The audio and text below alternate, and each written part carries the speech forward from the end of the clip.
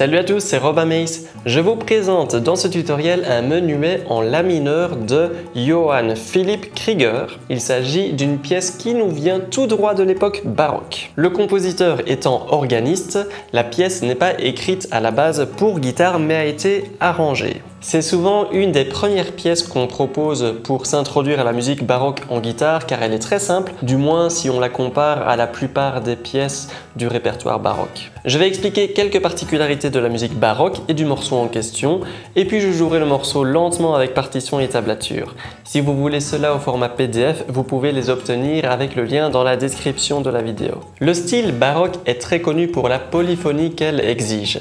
La polyphonie, c'est l'art de jouer plusieurs voix en même temps, chacune des voix formant sa propre mélodie. En guitare, cela va demander une exigence sur le maintien de doigts sur certaines notes pour maintenir la résonance pendant qu'une autre voix sera jouée par-dessus ou par-dessous. Si je vous explique déjà cela en début de vidéo, c'est parce qu'un défaut récurrent de l'apprenant est de soulever parfois trop rapidement les doigts sur le manche. Je vais illustrer cela directement avec la mesure 9 et 10 du morceau. Nous avons deux voix à jouer en même temps. La voix des aigus fera Do, Ré, Mi, La. La voix des basses fera La, Sol, Fa, Mi, Ré. Il est important ici de maintenir le deuxième doigt sur le La quand nous avons le rythme de blanche sur la voix inférieure dans la première mesure ou quand nous avons le rythme de blanche pointé sur la voix supérieure dans la deuxième mesure, malgré le fait qu'à chaque fois d'autres notes sont jouées sur la résonance. Voici l'exemple.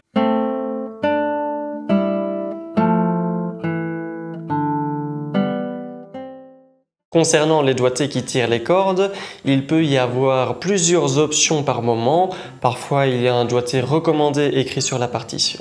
Quand rien n'est inscrit, faites très attention de ne pas répéter un même doigt sur deux notes d'affilée, sauf quand il s'agit éventuellement du pouce. Il est donc prudent d'alterner index majeur sur les notes aiguës et peut-être utiliser de temps en temps l'annulaire, notamment sur la première corde. Certains rythmes du morceau peuvent être difficiles à comprendre pour les débutants, surtout que le morceau étant écrit à deux voix, chacune des voix possède son propre rythme indépendamment de l'autre. Je vais prendre la mesure 15 et 16 pour illustrer, en indiquant la pulsation commune aux deux voix pour comprendre quand chaque note doit être jouée, dans quel ordre. Voici l'exemple.